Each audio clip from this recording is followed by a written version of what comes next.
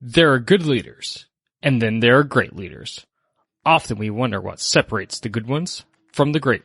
What qualities do these great leaders have, which in fact makes them great? And finally, how do they employ these qualities and ensure they achieve success for their organization, their team, and themselves? Ladies and gentlemen, welcome to the Moving Forward Leadership Podcast, episode 71, 5 of the most important leadership qualities.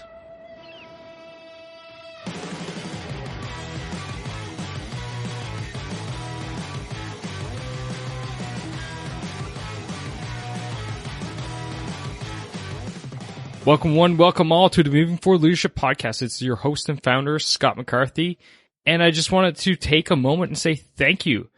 Thank you for taking your time out of your busy day to come and listen to yet another episode here of Moving Forward Leadership, where we're all about helping you if you feel stuck in your leadership journey, if you're starting off not knowing where to begin, or if you are a leader looking to sharpen your skills, you've come to the right place. Today, I'm going to be talking about a topic which is pretty basic, yet we haven't really covered in Moving Forward Leadership. And that is the most important qualities of a leader. However, before I dive in to today's topic of discussion, I just want to take a quick second and invite you out to discuss leadership with me. That's right. I want to talk with you face to face, kinda, about whatever leadership topic you want to discuss about in the Moving Forward Leadership Mastermind. And you can join that for free simply by going to movingforwardleadership.com/mastermind.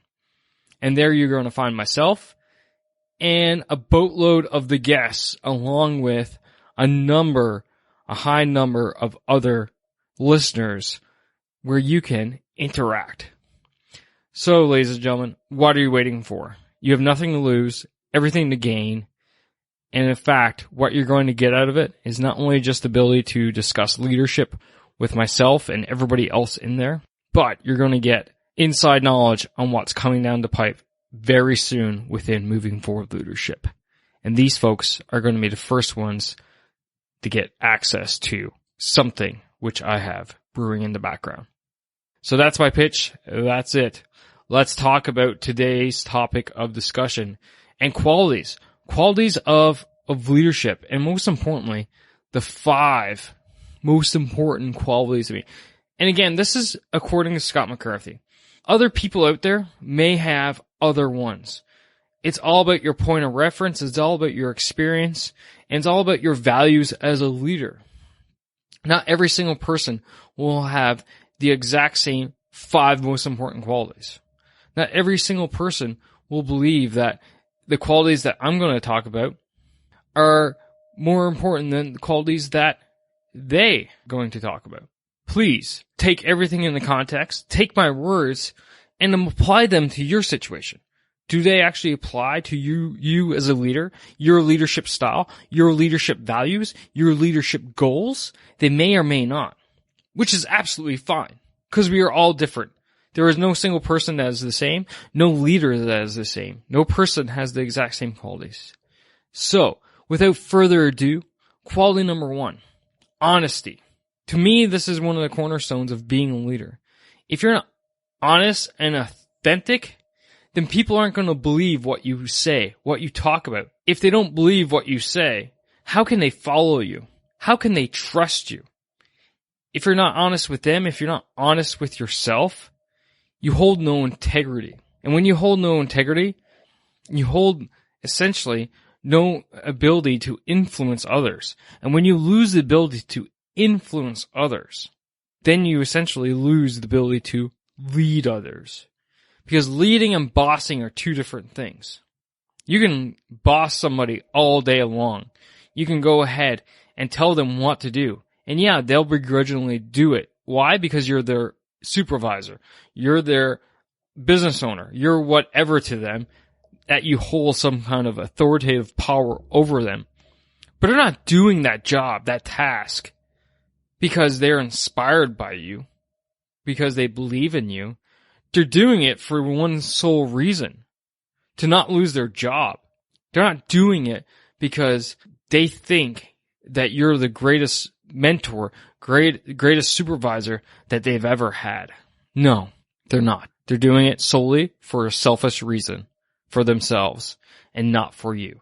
See, that's the difference between bosses and leaders. People do things for bosses selfishly for themselves. But when leaders ask something from their subordinates do it for the leader because they believe in that person. They'll go the extra mile for that person. And it all stems from honesty. So that is quality number 1, honesty. And how do you employ honesty in a day-to-day basis? It's simple. You tell people the truth. You be upfront, frank with them, honest with them. When you don't know an answer, say you don't know, but also tell them what you're going to do about it. How are we going to overcome this current problem? You know what, folks? Currently, I don't know. But you know what? Me and our kick-ass team are going to go out, we're going to find a solution, and with your help, we're going to turn the ship around. How do you employ another method of employing honesty? Never, ever, ever lie to your people. Subordinates can smell lies from miles away. They can tell when a supervisor is lying to them. They can tell when someone's being dishonest. And if they can't tell right away, but yet it comes out later, well, guess what? You've lost all credibility with that person. And as I've said in the past, when you lose credibility with your people, then you lose all ability to influence them. And effectively, you've lost the ability to lead them. So, honesty is pretty simple, right? Just tell the truth. Tell people what you know whenever they ask for it. So what's the second quality that I believe to be the most important? And before we dive in, these are in no particular order. However, if I was to grab one to say one is more critical than all of the rest, it definitely would be honesty. So let's go into quality number 2. Quality number 2 is the ability to inspire. You need to be able to inspire your people to go against the odds, to take the leap of faith, to get the job done when it just seems too difficult to achieve. You need to be able to inspire when the odds just don't seem in your favor. When that individual is having a crappy day and they don't feel like showing up to work. You need to be able to inspire, to motivate, push through barriers, to overcome those obstacles that not if, but when they occur. Inspirational leaders have a way about them that when there are difficult times upon their organization, their people will still follow them. Inspirational leaders are trusted by their people. Their people will follow them, will stand behind them, will do anything for them in the end. I've heard of too many stories of leaders who during the 2008 crisis, and one good example is just a small printing company out in Barrie, Ontario, where the owner of the company was able to hold on to every single employee during that economic recession and inspired them to stay with them, to stay within the company, to stay within the organization, that he and the team will get them through this, even when there was no work to be done. That was inspirational leadership. Those people stayed, every single employee, and the leader of that organization didn't let any employees go neither.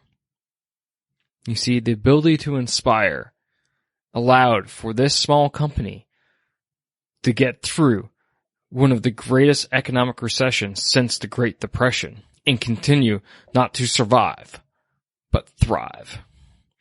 So how do you be inspirational? You look through the future.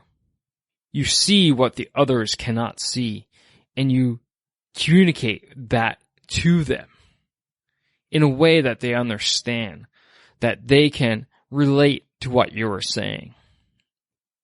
You inspire others by focusing on everybody's strengths, not their weaknesses. You inspire others by celebrating the wins, individually, as teams, and as a whole organization. Inspiration and being an inspiring leader is not something that you just do during big presentations or key events for an organization. Being an inspirational leader is something that you do every single second of the day. People are always watching you as a leader. And if you want to truly motivate them and inspire them, you have to act accordingly every second of the day. So keep that in mind as you go into work or as you have your next interaction with somebody at work. Quality number 3, communication. The ability to communicate is crucial as a leader.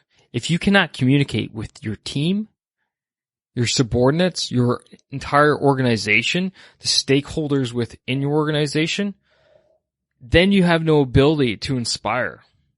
As I mentioned earlier, you have no ability to build the relations that are necessary for your organization to survive, let alone thrive.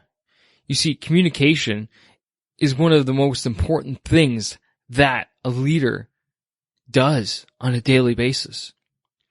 Heck, I'm willing to say that probably 90% of a leader's job is communication.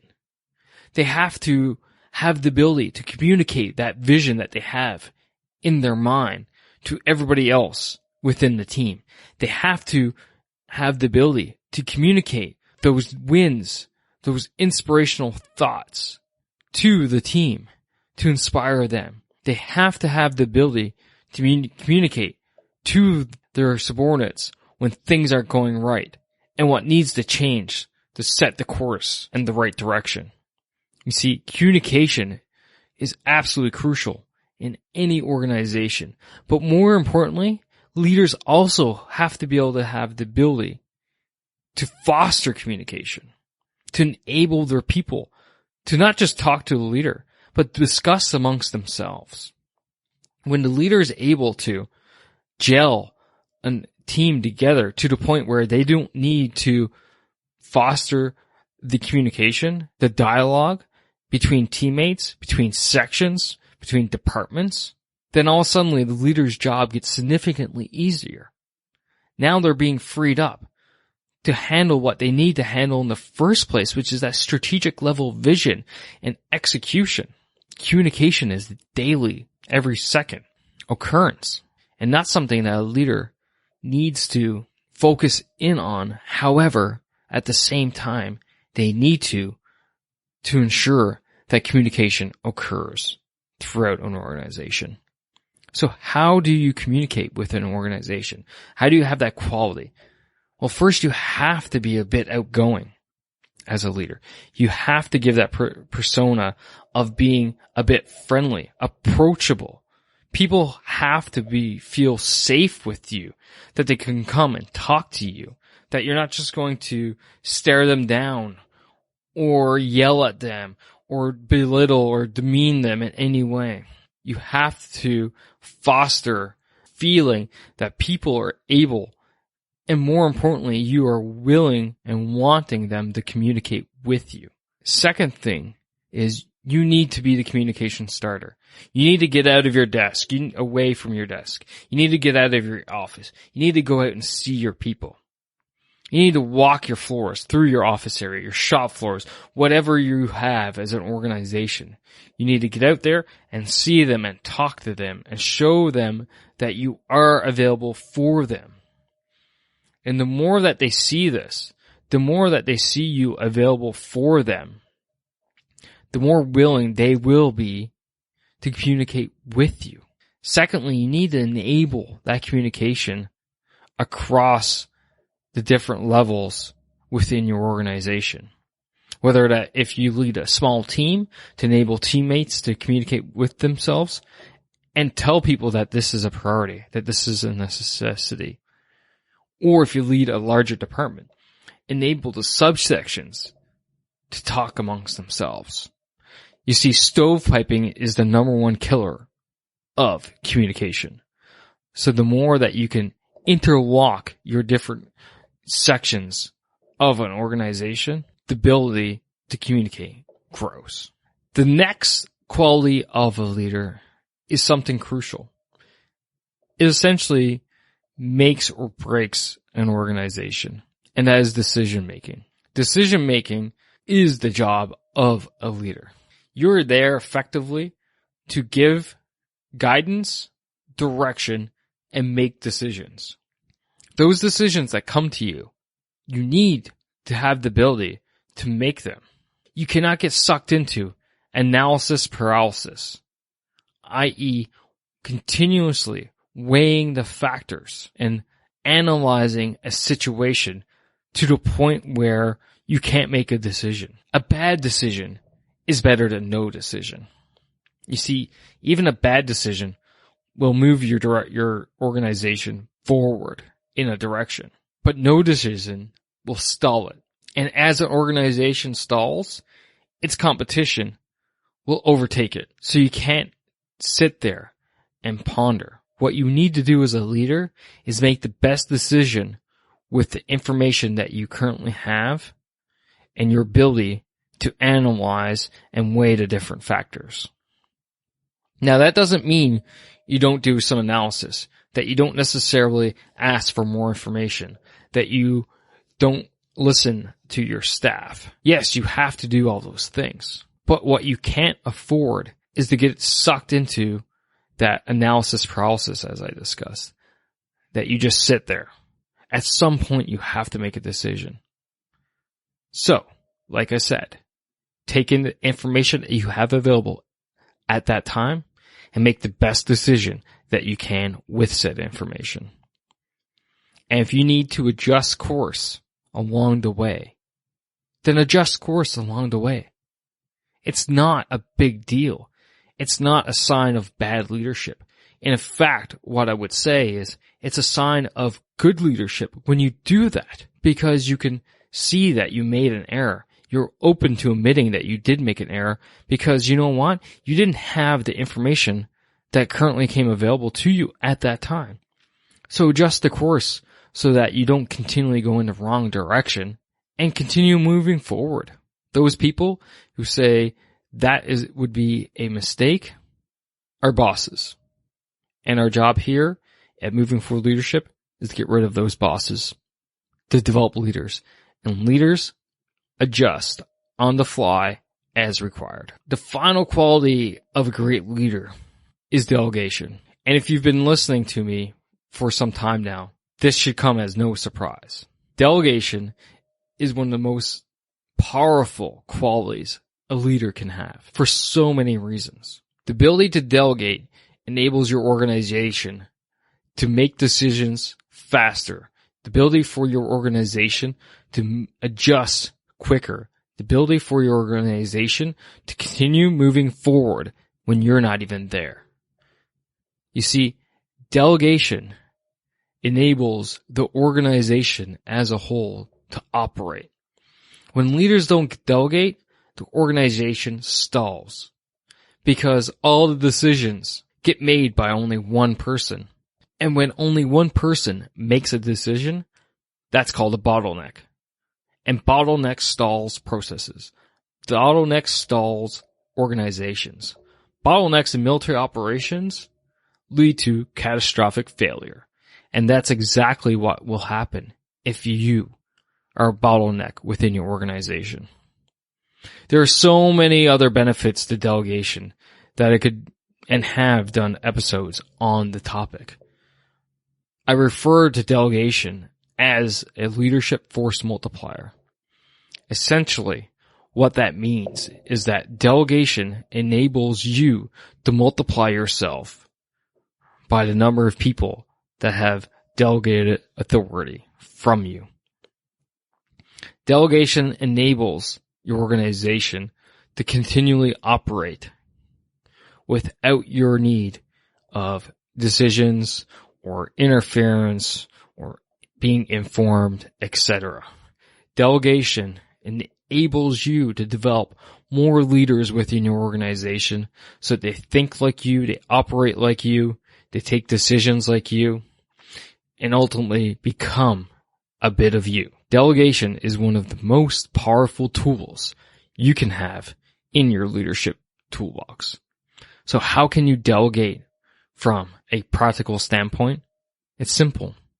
Look at the decisions that you make on a daily basis and ask yourself, am I truly the one person who can make this decision? Does it have to be me to make this decision? Or can it be someone else? Another method that I use is if you're leading a larger organization with different sections within it, does the problem touch one or multiple sections?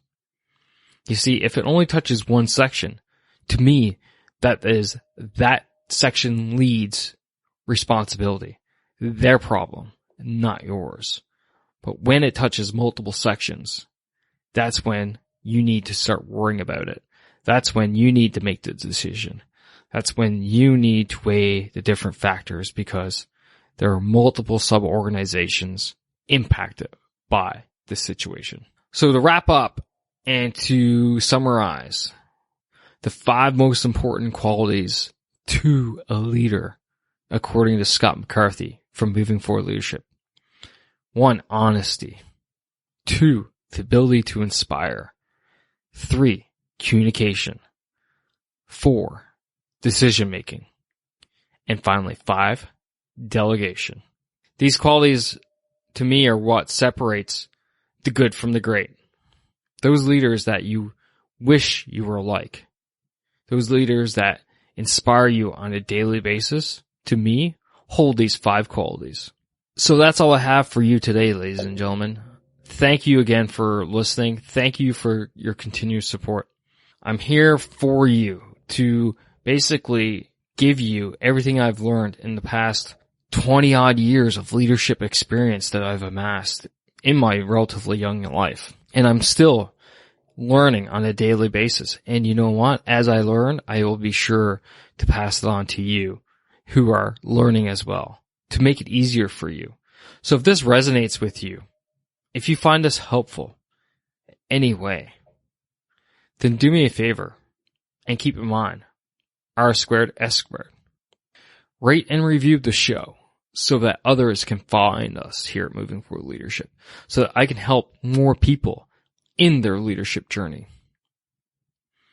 Share this episode with someone who's starting off their leadership journey or who may find this podcast episode interesting.